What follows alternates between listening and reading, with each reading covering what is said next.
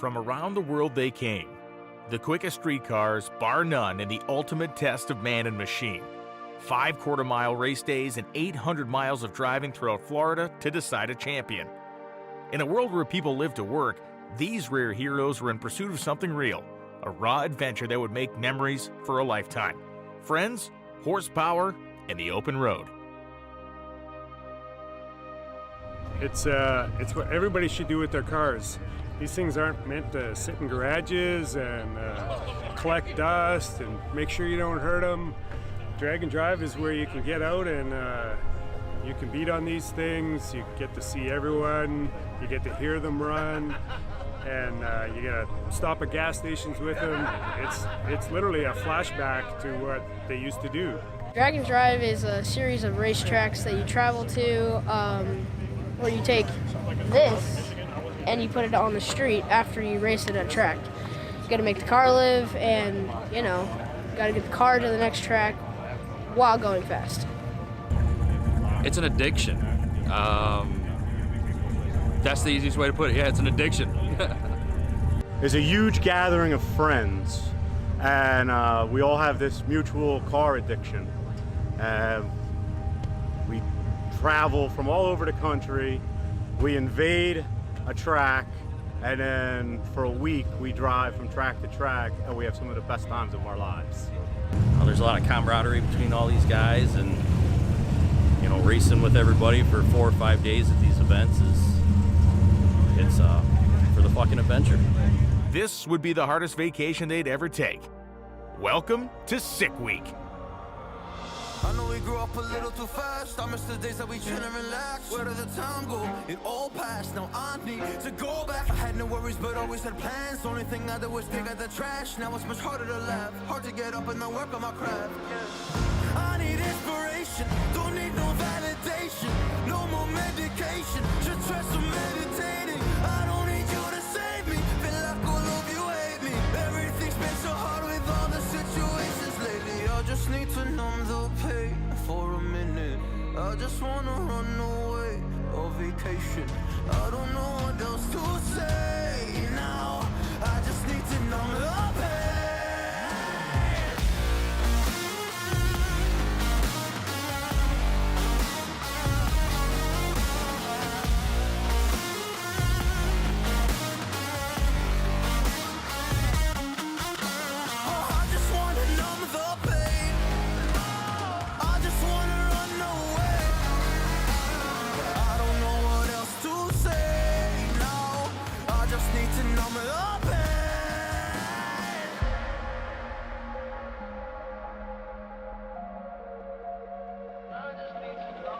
Well, maybe I'm done, maybe I've lost. Still putting up a fight because I love my mom, I love my family. When I was young, they would all look after me. I don't know why, but I feel like a burden. I spent my life overthinking my purpose. Can't really cry, I'm so used to the hurt. Trauma keeps up at me at the wrong moment. Oh, I just wanna numb the pain for a minute.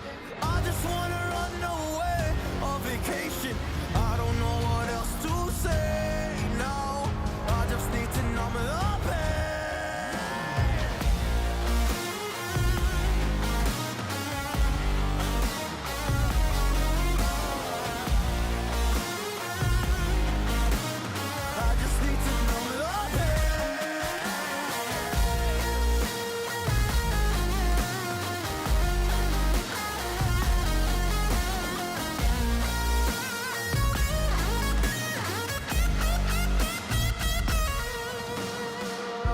To numb the pain for a minute. I just wanna run away on vacation. I don't know what else to say now. I just need to numb the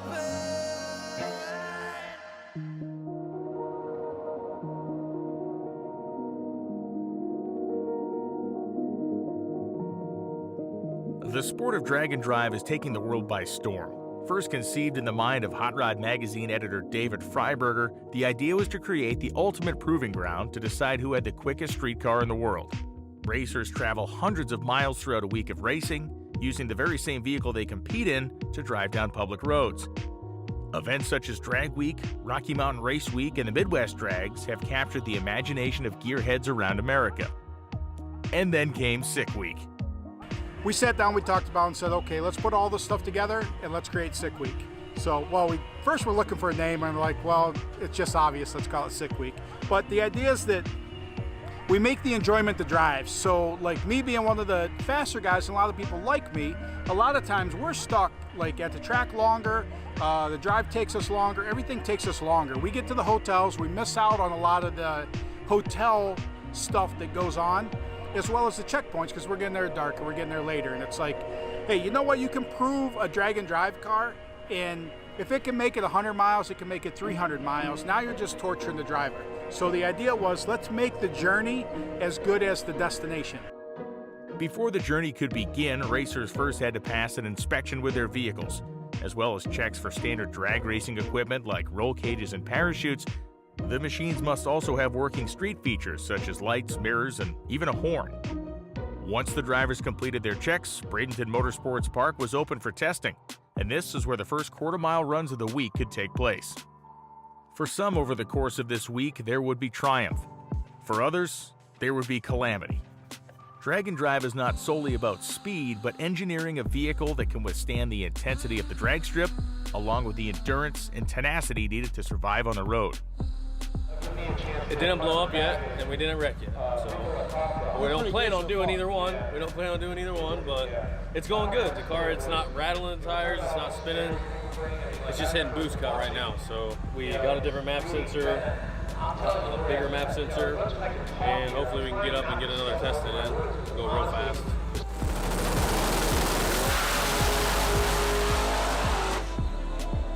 As testing concluded on the track, racers moved next door to the Freedom Factory for the TBM Brakes pre-party. So we're having a pre-party before tomorrow's events at the Freedom Factory, and we are rolling the Malibu in.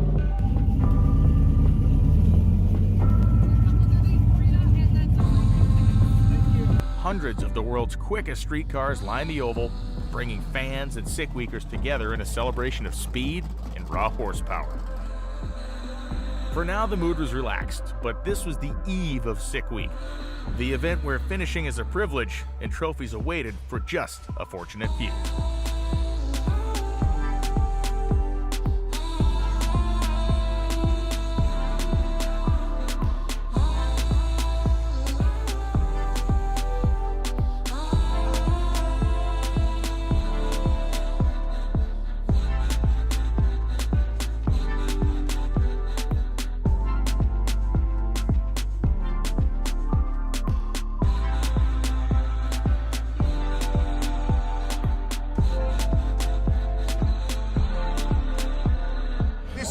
Is dangerous and inconvenient.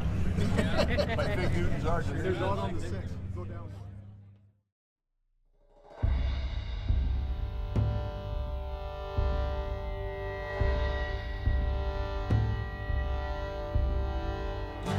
A drag and drive event is made up of hundreds of miles, but racers must begin with just a quarter of one. The sun was out at Bradenton Motorsports Park as America's quickest street cars prepared for the mayhem that awaited them over the next 5 days. Racers were briefed on the procedures for the week and came together to support one of their own before returning to the pits to prepare for launch.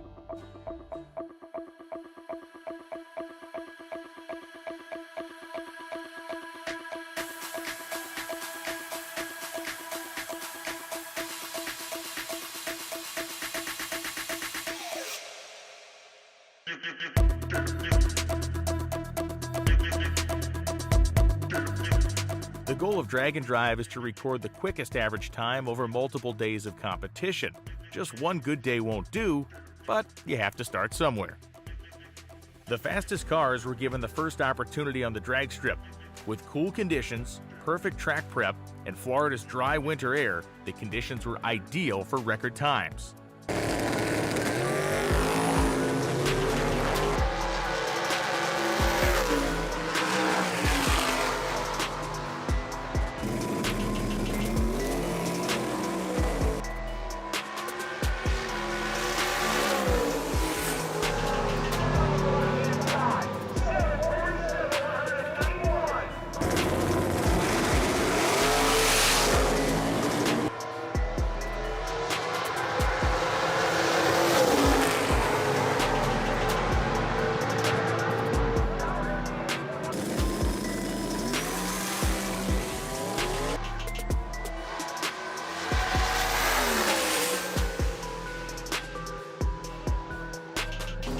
didn't take long for the racers of Sick Week to find their limits, as Stefan Rossi went for a wild ride in his Chevy Nova.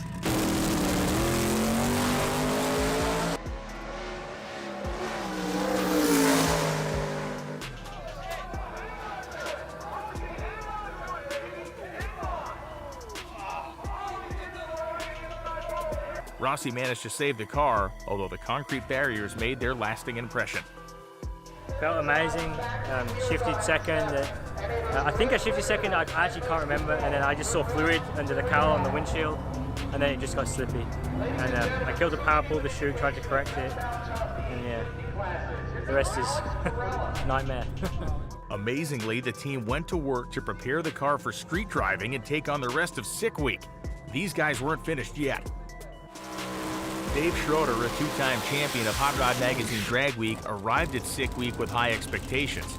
The Canadian racer and his co-pilot John Enns had completed weeks of testing in Florida, where their nitrous-breathing Corvette was getting quicker and quicker with every pass. Unfortunately, day one of Sick Week saw Schroeder's chances burn out when his motor melted two pistons. So we took out pistons 1 and 3. One really bad, just past the 8th mile. I think our rings weren't sealing, and I think we got a little bit of oil squeaking by, and I think we deadoed those 2 cylinders. And yeah, I think it's, it's Monday. It's to do a half-assed repair right now isn't in the cards. Schroeder wasn't the only leading contender to have his Sick Week campaign derailed early. After running a class-leading 6.26 second pass, Tom Bailey was forced to withdraw when he discovered his engine had dropped a valve. In the harsh world of drag and drive, failure for some means opportunity for others. Sweden's Stefan Gustafsson and Michigander Steve Morris were suddenly thrust into contention for the outright win. Gustafsson began the week in strong style with his quickest ever run, a 6.64 at 214 miles an hour.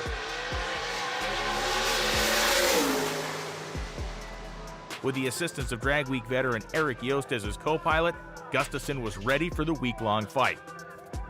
Morris had a mere handful of runs on his brand-new Boostmaster wagon, but showed out with a 682 at 215 miles an hour, noting that he had plenty of power left in reserve in the nose of his massive wagon.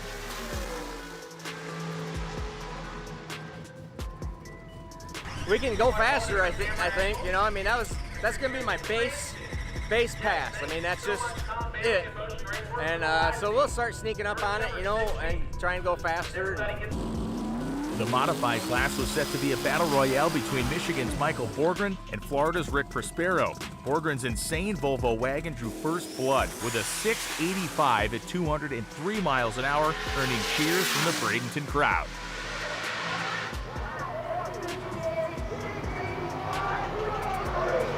Prospero had the local knowledge and multiple Drag Week wins under his belt. He handed in a 686 from his Mazda RX-7 to be right behind Borgren on day one. For many of the Sick Weekers, Bradenton would provide a day to remember. The perfect winter weather made for quick times and lots of horsepower, but for some, there would only be heartbreak. The gate stuck shut, so it made 80 pounds of boost in the burnout box. So it was just a little more than the stock block could handle. We have another engine, we just kind of don't have enough time, and we don't have, that motor's not exact to this, so there's certain parts that we just don't have for it. Just don't have enough time to get those and make it all happen. So we'll regroup and try next time. The other one right here, blew the back out of it. As soon as we went to fire back up and the ignition hit, it backfired the nitrous that had accumulated in the crankcase through a melted hole in the piston, and just blew the valve covers off, blew the oil pan down, and just any weak link that it found detonated. In this strange moment, Brian McKee's steering wheel came off in his hands. The chicken fried Falcon was scratched up, but the only injury for Brian was to his ego. There was a nasty accident toward the end of the day when Jasmine Robertson's Cadillac turned hard left at the finish line. Jasmine was taken to the hospital for observation and was later found to have a fractured arm, but fortunately was able to escape serious injury in this very scary crash. As many stories as could be found on the track, the true soul of Drag and Drive lives on the road. After handing in the results to officials, it was time for the racers to make the transition to the street. Sick Week is, after all, a test of street cars. And once you hit the road, you find freedom.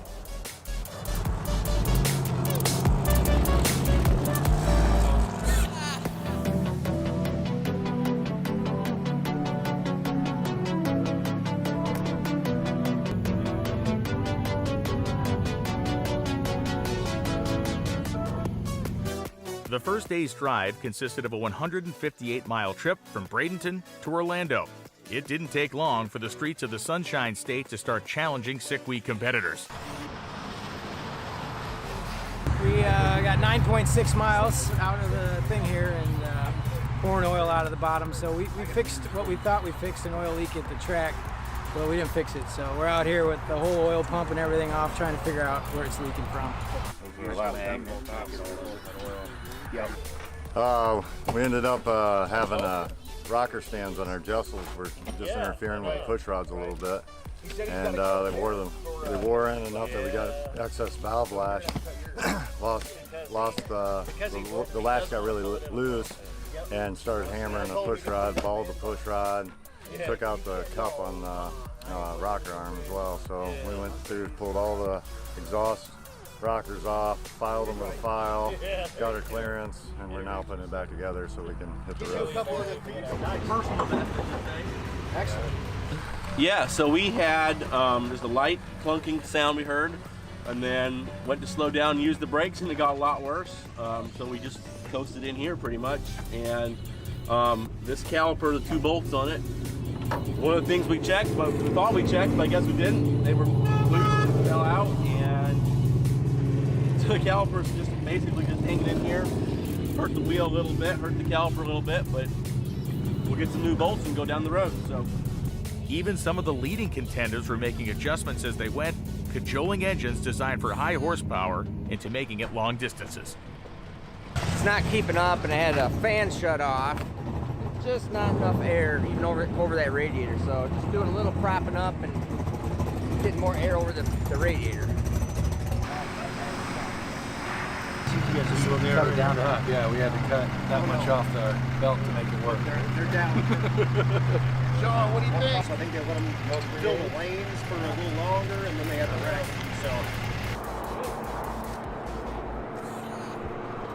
So it popped the cap off, and the coil's on the inside of the car. So when the cap came off and spun upside down, it rotated, winding the coil wire. And inside the car, all we saw was the coil spinning, like poltergeist kind of shit. So it was pretty crazy. The first checkpoint of Sick Week was the Avon Park Depot Museum. Drivers were required to take a photo of their car with the California Zephyr rail carriage in the background. Then they could get back on the road. The checkpoints let competitors regroup, as well as giving fans the opportunity to see the vehicles up close.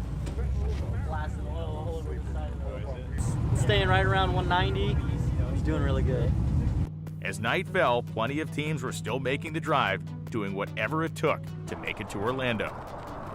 We lost the radiator fan, so as in melted it. So we put a new one on, wired it correctly the second time around, and now we're gonna go drive to Oakland. The second and final checkpoint for day one was Old Town USA, which is a popular cruise-in venue for Florida hot rodders. The bright lights represented safe harbor and the ability to take a deep breath for drivers who have been on the road for many hours. There were some 300 drivers who remained in competition by the close of day one, and if they were lucky, they could drive to their hotels and find relief. But for some, sleep would have to come later. Much, much later. I put a new water pump on it, and it's not working out too good. It's leaking. So I bought the old one, mechanical. I'm going to put that back on. It's never let me down, so we're going back to that. But this is what I get for modifying something over the winter and not be able to road test at home because it's snowing and nasty out every week. So the first leg of the adventure was at an end, but there were many, many more miles yet to drive and many, many more stories yet to come from Sick Week.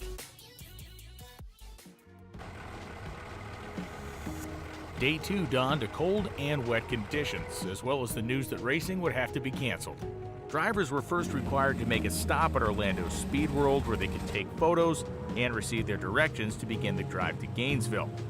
Overall leader Stefan Gustafsson wanted to get an early start to his drive, but after dumping oil all over the hotel parking lot, he would need to take some time to make repairs.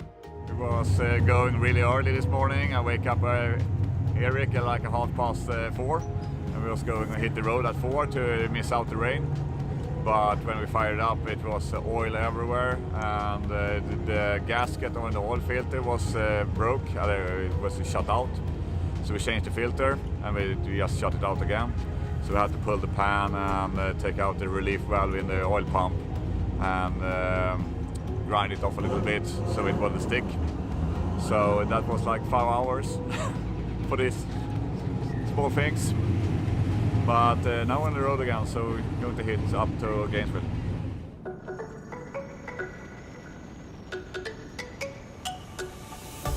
Let me go, there's no doubt. Gotta get out of this small town. You took my heart from me, now you're everywhere I see.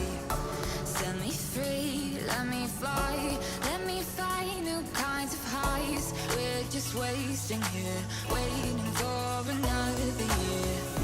We both know the score. We've been here once before. So many words unspoken. You took my heart, it's already broken. You don't have to wait. I can take the pain. I will surrender. Let me go on a new adventure.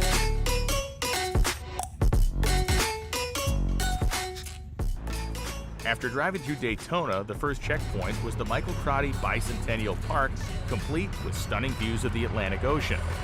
Swimming might have been out of the cards on this day, but the relaxed environment still gave people many ways to smile. On a new adventure.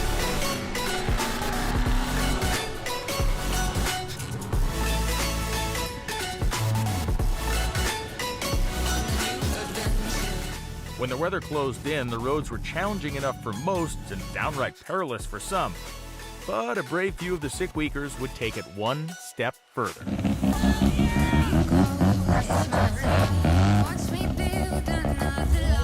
My God, we're on the beach! Hope you find some peace of mind. Hope the night was worth your time. Following their vacation on the beach, the Sick Week convoy turned inland, and with that turn, they headed for the small town of Palatka.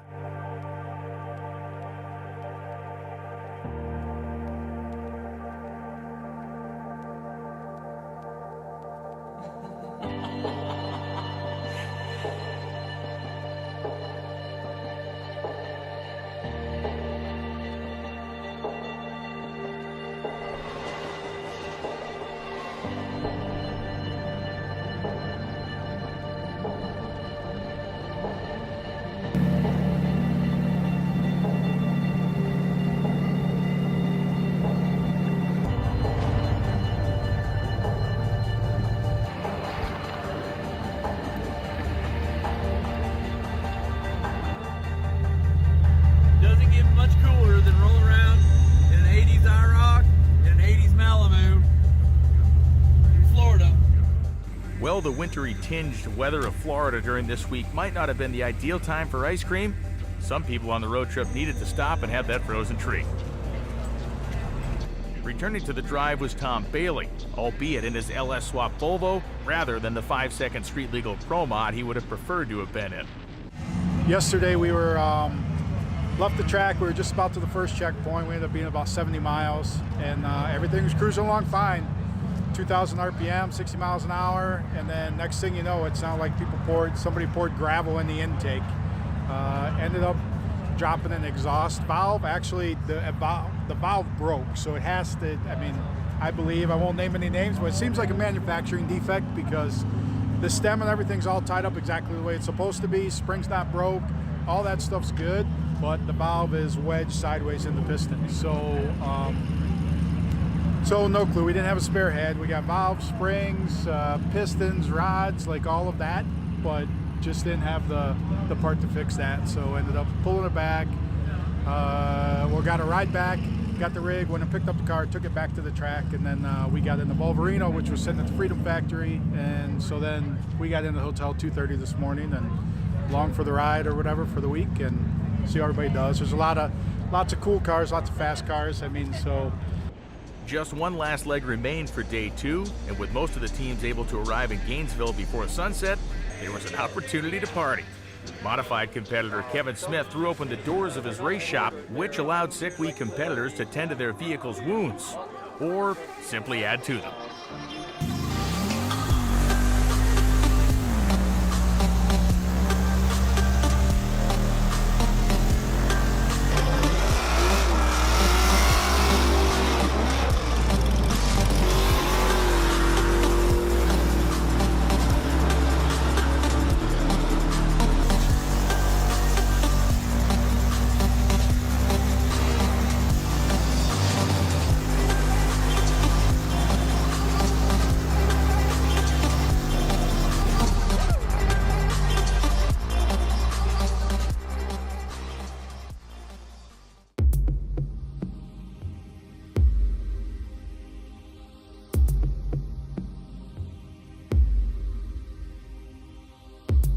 Gainesville Raceway was hidden under a veil of fog as day 3 of Sick Week dawned, with cool conditions delaying the start of competition on the racetrack.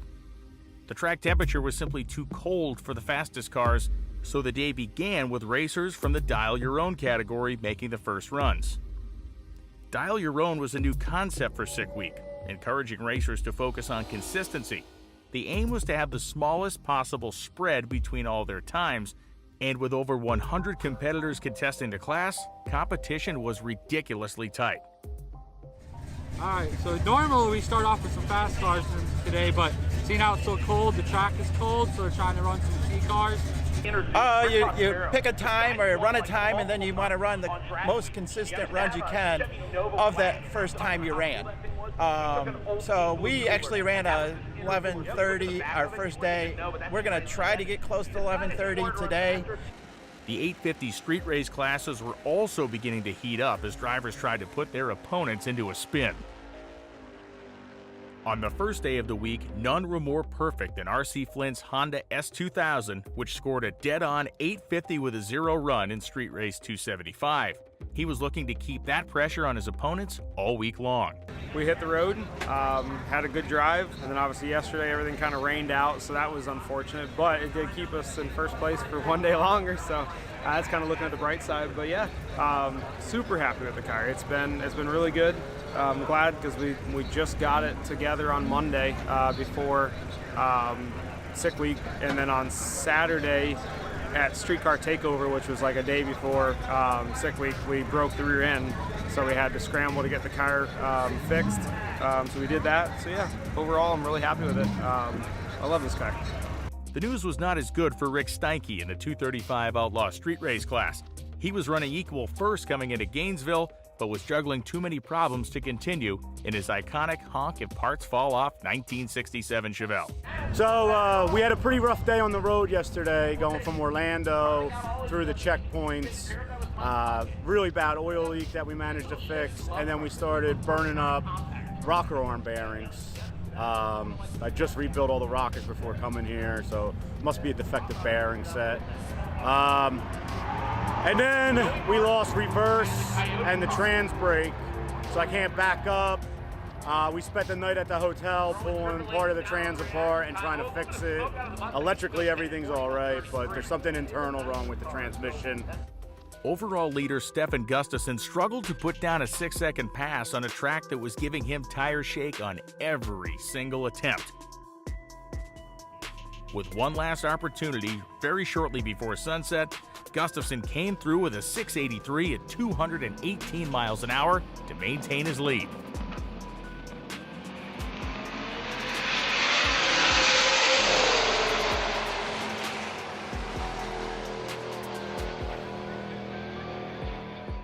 Modified's Rick Prospero put his confidence and all of his knowledge about Florida State racetracks into a few runs as he sought to take over the #1 position.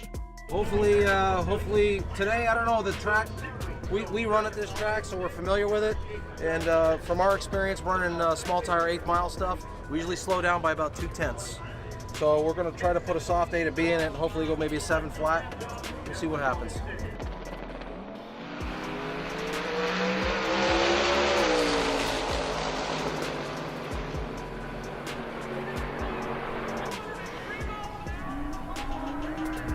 Just like Bradenton, racers were going to the edge and sometimes over. Andrew DePita made the save of the week. He kept his Mustang from hitting the walls after performing a big wheel stand.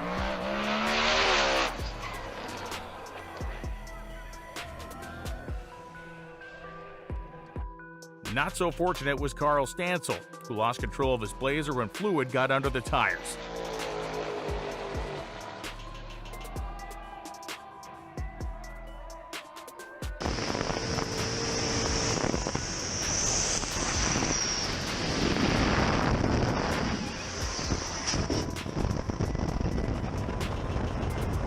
Stansel was fine, but he was highly frustrated that his sick week was over. For those who did make it through the day, it was time to get on the road to Georgia through small-town Florida. This was the shortest drive of the week, but with 2 days of racing and 400 road miles already racked up, the list of casualties was growing fast. We burned up a rear main seal. I don't know where it went, I'll show it to you. But yeah, we about a half mile back just started smoking like crazy and got it out, diagnosed it, but trying to find one was a challenge right now, so. After driving through Alachua and High Springs, teams found themselves in Brantford, next to the historic Swanee River. There was no time for swimming on this day, just a quick drive across the border and into Georgia for the final stop of this particular trip. Along the route, fans gave their encouragement, helping teams through the final stages of their drive.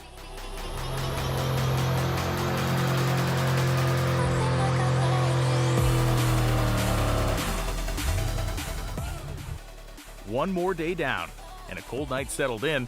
Racers were officially at the halfway point. It's a day of cautious celebration for some, but as we all know, Sick Week's trials were very much far from over for everyone.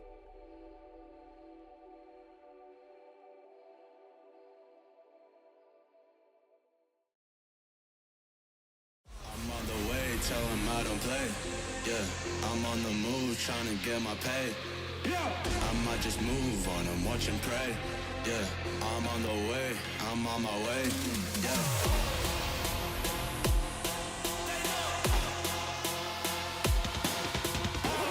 Manifest this year, 7+ on the roads. They ain't doing this shit, sipping over my flows.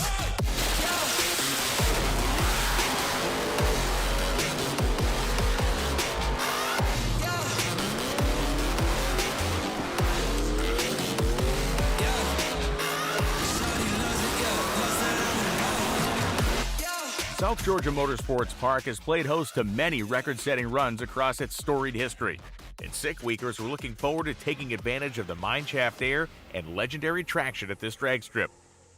Stefan Gustafson was one and done at South Georgia. He rocketed to a 668 at 219 miles an hour. That speed, the fastest at Sick Week.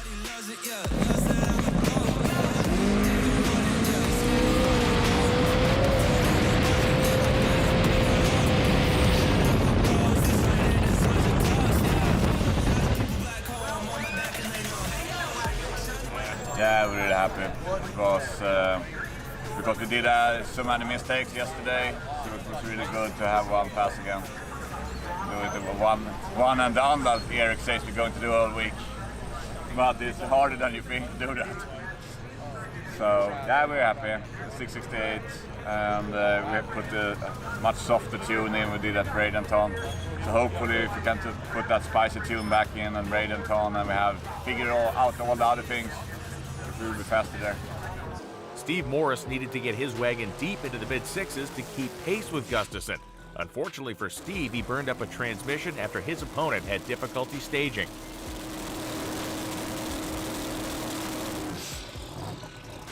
He and son Kyle were faced with having to rebuild the transmission right there in the pits of the drag strip. So basically, we got screwed out of our first pass today, so we had to go make a second pass, wait for other cars to go through. And he went in the burnout box. He just zung right up to the moon. So We think we just burned up first gear, broke a sprag or something like that. So we found all the parts pretty much here to rebuild everything. So we're gonna rebuild it right here in the parking lot. Nick Taylor realized his 6-second dreams, and Uncle Sam keeping a lock on second place in Unlimited. 7th pass on the car, 698. Did it feel fast? Because we put a lot down low. It felt 294, 450. So that's where it all was, between the 330 and the 8. I could feel it because the front tire was like going like this. Like it didn't set the front tire down until a long time. That's why I was like, okay, it took what he gave it, and it was good. Everybody's been on us all week about the G-body shuffle. Like, you need to get that inner roll bar fixed, No, but it's the good. car just is working the way it is, so. Michael Borgerin closed the gap in modified with his 685, setting up a thrilling last day battle against Floridian Rick Prospero.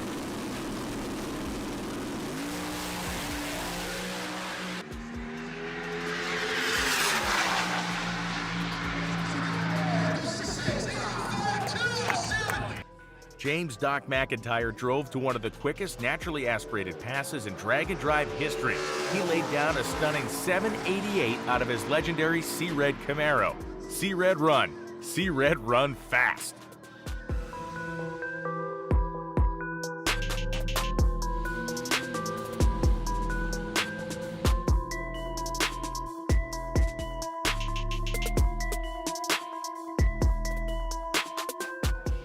It was a smooth day in South Georgia with few incidents on the track, as long as you could avoid what your opponents were literally throwing at you. Once the Sick Weekers were happy with their time slips, they were told to take whichever road they wanted to get to the Don Garlits Museum of Drag Racing in Ocala, Florida. Most of the hardy teams chose the interstate, braving the chaos of traffic to reach Ocala as quickly as possible.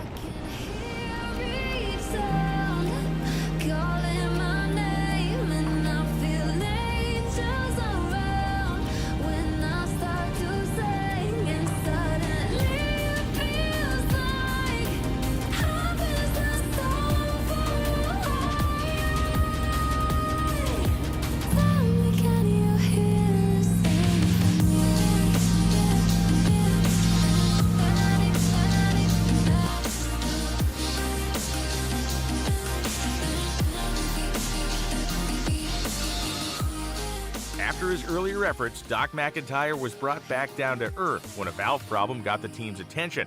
They pulled off to the side of the road and did work at an abandoned gas station. Heard a noise after our fuel stop, and I think we lost a valve spring.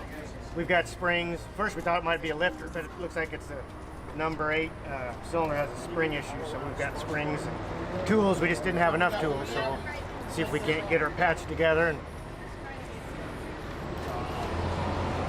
make it to Bradenton. I don't know if we'll stop tonight at Ocala, because unless we need more tools, and I don't know what Gartlitz Museum has. If it's got a full shop, we can stop in there. Just a few more miles down the road, teams were filing into the Don Garlits Museum, putting on an impromptu car show at what was being called the greatest checkpoint in drag and drive history.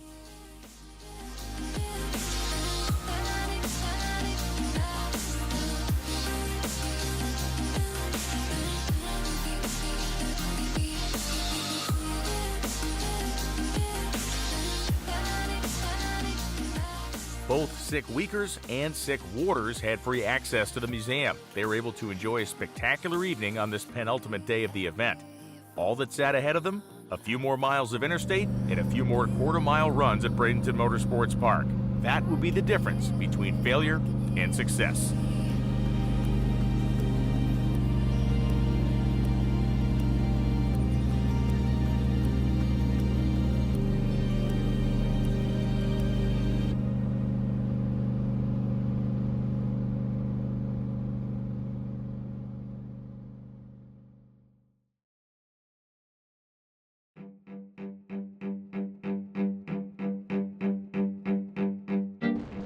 The world's hardest vacation was nearly at an end. The Sick Weekers were left with just one goal: get to Bradenton Motorsports Park and make at least one run. A final stretch of interstate was all that was left to conquer before racing stretched into the evening. In a sport where so many efforts are measured in thousandths of a second, success in drag and drive is registered in days. For some, finishing is the only goal and maybe the only one they should start with. For others, it's setting records and winning helmets, like the ones given out at the end of Sick Week for class champions. Racers reflected on what it meant to be near the end of the event.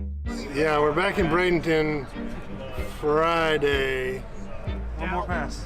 One more pass. And we have done it. I was telling him earlier, this is probably the most fun I've ever had in drag racing. Getting to come down here and race and be close to the beach and be with our friends, I couldn't ask for anything better. Well, I'm gonna tell you, it's not as easy as I thought it was gonna be. I thought I was prepared, and I think I was more prepared than a lot of people, but I still wasn't prepared for everything. Rick Prospero and Michael Borgren went down to the wire in modified.